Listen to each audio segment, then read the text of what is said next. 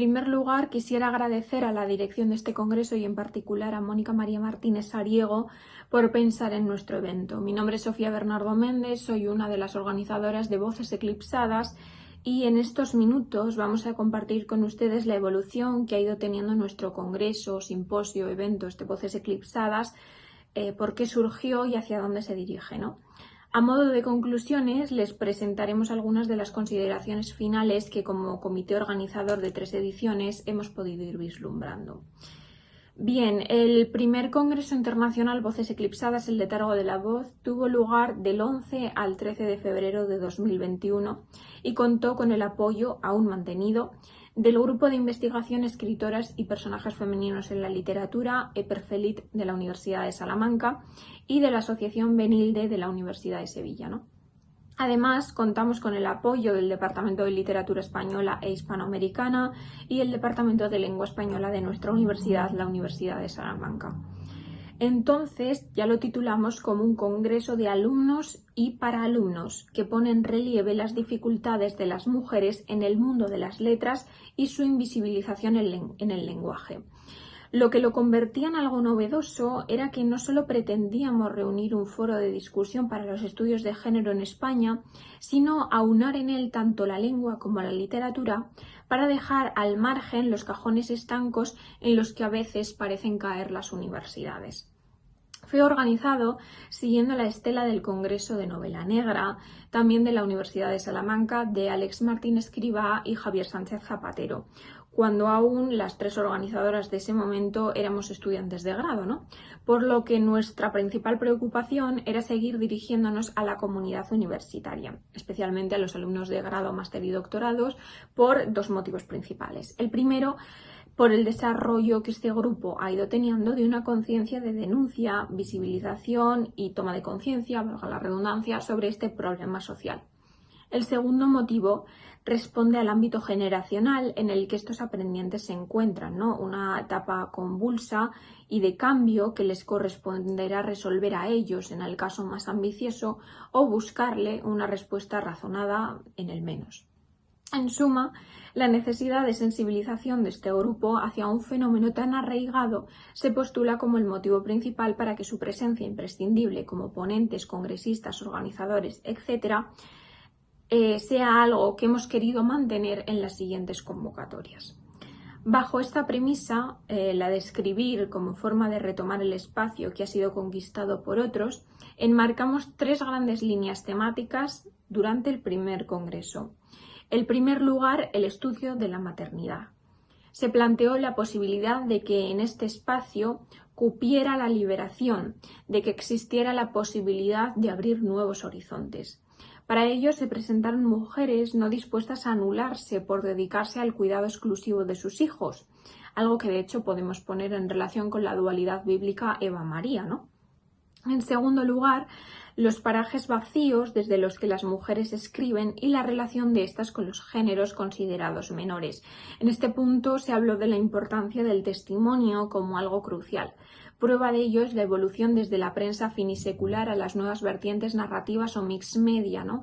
Áreas donde puede rastrearse la presencia constante de la mujer escritora. La memoria es concebida entonces como ese puente de reparación a la violencia, al silencio, como forma de combatir el falo-ocularcentrismo que limita y determina la visión femenina. En última instancia, se planteó la genealogía como ese lugar del que se procede, el camino que, en el caso de femenino, ha sido leído por la crítica desde una perspectiva biográfica, primándola frente a su propia obra, ¿no? Frente a esta esterilización de la historia crítica de las mujeres, de su falta de contextualización en periodos literarios y procedimientos individuales, los estudios de género ajenos al canon son cada vez más reclamados. Por otro lado, en este binomio lengua-literatura que pretendimos traer a este primer congreso, ¿no? La lengua se presentaba en el mundo globalizado como uno de los factores primordiales en la visualización del papel de la mujer, y es cada vez más evidente en el cambio que en muchas ocasiones se vincula estrechamente con la política, la cultura, la ideología, la sociedad en general, ¿no?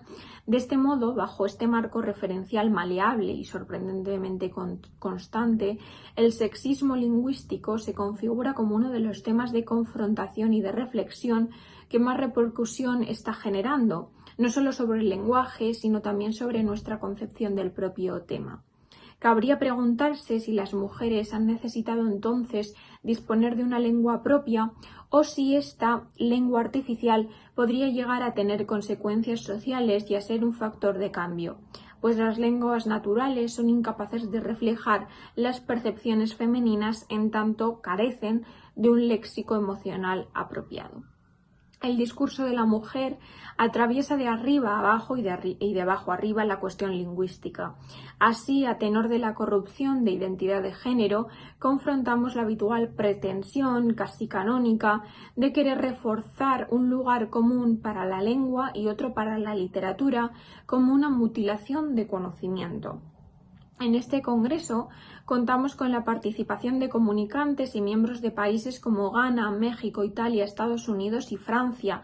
Tuvimos la suerte de contar con ponentes como las poetas Rosa Silverio y Yoconda Belli, Mercedes Arriaga Flórez y Francisca Noguerol, catedráticas de la Universidad de Sevilla y Universidad de Salamanca respectivamente, María Isabel Toro Pascua y Carmen Galán Rodríguez, catedrática de Lingüística General de la Universidad de Extremadura, Milagro Martín Clavijo, directora del grupo al que nuestro congreso se ascribe, María Jesús Framiñán de Miguel, profesora de la Universidad de Salamanca, y Ricardo Bedoya Forno, profesor de la Universidad de París, entre otros. La recepción fue mayor de la esperada, pero aún así uno de nuestros conferenciantes, Daniel Escandel Montiel, nos advertía de que la nómina de las autoras en los congresos representaba solo el 45%. Bajo esta premisa no nos quedó otra que volver a reunirnos y recuperar la línea de discusión ya abierta, esta vez en un simposio titulado Voces eclipsadas, Contemporaneidad, Corporalidad e Insurgencia, el 10 de marzo del 2023 en la Universidad de Salamanca. Bien, continuando en las investigaciones ya publicadas en el libro Voces eclipsadas, expresiones disidentes y escrituras propias en los márgenes de la feminidad, editado por Dickinson en 2022 como recopilación del evento anterior, a lo largo de este nuevo evento contamos con la presencia de voces femeninas recuperadas y esenciales en el panorama poético contemporáneo. En esta ocasión nos centramos únicamente en la materia poética y pretendimos recuperar ese inicio en el que dar voz a poetas más jóvenes para tratar de impulsarlas hacia un lugar más céntrico en el canon contemporáneo actual. Estas voces pusieron de relieve las problemáticas sociales, como digo, sin desdeñar la materialidad de los cuerpos que nos conforman y nos vinculan a la otredad. A diferencia del volumen anterior, en el que el foco era la cuestión sexista, en este contamos con autoras jóvenes fundamentales en el panorama actual literario, además de integrantes de las universidades como la Universidad Nacional del Mar de la Plata, la UTADEO de Bogotá, la Autónoma de México, la de Cáceres, Sevilla, Almería y, por supuesto, la de Salamanca. La temática general pretendía desligarse de los cuerpos, aunque la forma de mirarlos copara distintos ángulos, ¿no? Véase el cuerpo como vehículo para registrar una memoria amorosa, como historial clínico o como registro de vida, porque cuando se habla de corporalidad no se habla sino de un lugar desde el que situarse. En una palabra, para estas poetas estamos porque hay un cuerpo, es decir, para las voces poéticas existimos en tanto somos o tenemos materia. Se vive bajo esta premisa.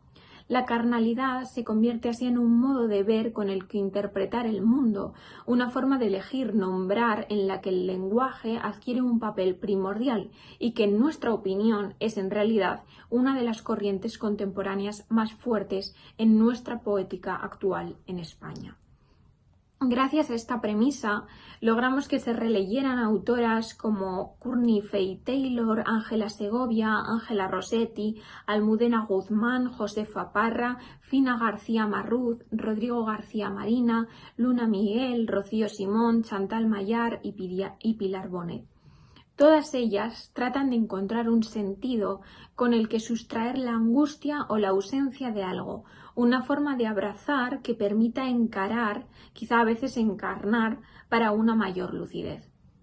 Por otro lado, las comparaciones temáticas entre autoras como María Elena Higueruelo, Carla Niman o Laura Rodríguez contribuyeron a abordar el tema desde una perspectiva poética y ensayística personal. Parecía lógico decir entonces que todas estas poéticas sí disponían de una misma columna vertebral, la necesidad de reivindicar la memoria como una exigencia para que cualquier tipo de identidad pudiera llegar a darse. El tiempo no se soterra. Los componentes biológicos atraviesan naturaleza, sangre, herencias, hijo, religión, enfermedad, relaciones amorosas o de amistad, soledad y acompañamiento, entre otros temas, para destacar la construcción, mediante palabras, de un silencio que logre llegar a tocar. Los resultados de estas investigaciones serían publicados esta vez en diciembre de 2023 bajo el título Voces eclipsadas, una mirada hacia las nuevas poéticas contemporáneas. Después de este simposio, el grupo de organización que conformábamos se disgregó por distintos motivos y tratamos fútilmente de llevarlo a la Universidad de Barcelona, a la Universidad Central. Sin embargo, la tercera edición tendría que esperar hasta el 2025. El simposio Voces eclipsadas, la mística y el erotismo tendrá lugar en el aula magna de la Facultad de Filología de la Universidad de Salamanca este 25 de marzo. Para esta edición contamos, además de los grupos de investigación ya mencionados de la Universidad de Salamanca y la Universidad de Sevilla, con la incorporación del Grupo de Investigación Internacional Mujeres Artistas y Escritoras en la Querelle de Femmes de la UNED, el Grupo de Investigación Ventura de la Universidad de Oviedo y el Grupo de Investigación ILAC de la Universidad de Salamanca, además del Departamento de Literatura Española e Hispanoamericana y del programa de doctorado de la Facultad de Filología de la misma universidad. La línea temática que ya iniciamos entonces de los estudios de género pretende ahora ser recuperada en esta ocasión, esta vez mezclándose con estudios sobre la espiritualidad y el erotismo.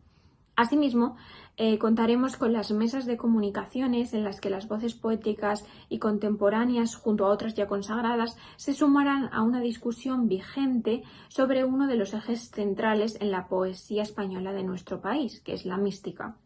En este sentido, puedo adelantar que contaremos con la presencia de miembros de la Universidad de Chile, la Autónoma de Barcelona, la de Massachusetts Lowell, la Universidad Nacional de Educación a Distancia, la de Oviedo, Sevilla y nuevamente la de Salamanca, entre otras. Como este evento pretende hacer converger dos ejes tan aparentemente distantes a primera vista, o no tanto, como la mística y la erótica, parece fundamental que nombres como el de la doctora Lola Josa Fernández, catedrática de los siglos de oro de la Universidad de Barcelona, aparezcan junto al del poeta Hugo Mujica. Asimismo, contaremos con la presencia de Javier Elgueta Manso, profesor en la Universidad Complutense de Madrid y quien, en realidad, ha realizado numerosos estudios críticos sobre la contextualización de mujeres dentro de la mística. El programa lo publicaremos el mes que viene con todos los detalles. Sirva esto de adelanto, pero sean bienvenidos a asistir o a participar con nosotras en las convocatorias venideras. En cualquier caso, y a modo de conclusión, 3 eventos parecen suficientes para advertir de que los estudios de género en España no solo suscitan atención, sino que son demandados por la comunidad investigadora académica. Desde nuestra perspectiva, Voces Eclipsadas y sus eventos asociados han generado una serie de publicaciones y actividades académicas que profundizan en la representación y visibilización de la mujer en la literatura y el lenguaje, contribuyendo al avance de los estudios de género en el ámbito hispánico desde distintos ámbitos. En primer lugar, desde una perspectiva interdisciplinaria, creemos que al abordar temas como el sexismo lingüístico, el cuerpo, la creación poética, etc., el Congreso enriquece las teorías feministas y las integra en campos como la sociolingüística, los estudios culturales y la literatura, al tiempo que las investigaciones presentadas generan análisis innovadores sobre el rol de las mujeres en la literatura y el lenguaje, visibilizando sus contribuciones históricas y actuales. En segundo lugar, Este evento pone en valor a autoras y poetas cuyas obras han sido tradicionalmente marginadas, cuestionando los criterios de exclusión del canon literario al actuar como un puente para rescatar y estudiar autoras olvidadas o eclipsadas, ¿no? Facilitando la inclusión de sus obras en currículos académicos y círculos de lectura. Todo esto, además, impacta directamente en la educación, al promover una comprensión más crítica y diversa del lenguaje y la literatura, sensibilizándolos sobre la importancia de la igualdad y la representación, algo que a su vez se complementa con el material pedagógico de las diversas publicaciones surgidas de los simposios o congresos como recursos clave para profesores e investigadores interesados en incorporar perspectivas de género a sus clases y estudios. Por otro lado, desde un nivel más práctico, estos encuentros académicos y poéticos permiten conectar a autores consagrados y emergentes, lo que potencia futuras colaboraciones académicas y artísticas que además crean referentes en tanto se ofrecen modelos inspiradores para futuras generaciones de escritoras y académicas. Esta labor, por supuesto, se suma a muchos otros proyectos que pretenden la revalorización de obras y autoras consideradas exocéntricas. Es bastante evidente que el trabajo por hacer, especialmente en cuanto a enmarcar escritoras en un contexto histórico y crítico, es muy importante. Cuando nosotras concebimos Voces Eclipsadas, lo hicimos como parche a la falta de lecturas femeninas incluidas en el plan de lectura obligatorio, con el objetivo de que dejaran de formar parte de la nómina de libros opcionales. Hoy, desde lugares muy diferentes, esperamos que un día los eventos relacionados con la revalorización de mujeres dejen de ser remarches a planes que ya no son suficientes. Bien, muchas gracias. Dejo el contacto del grupo por si quisieran ponerse en contacto con nosotras o quisieran mandarnos algún correo, buscaran información o quisieran participar en próximas convocatorias. Agradecer de nuevo a este congreso por darnos el espacio y eso es todo.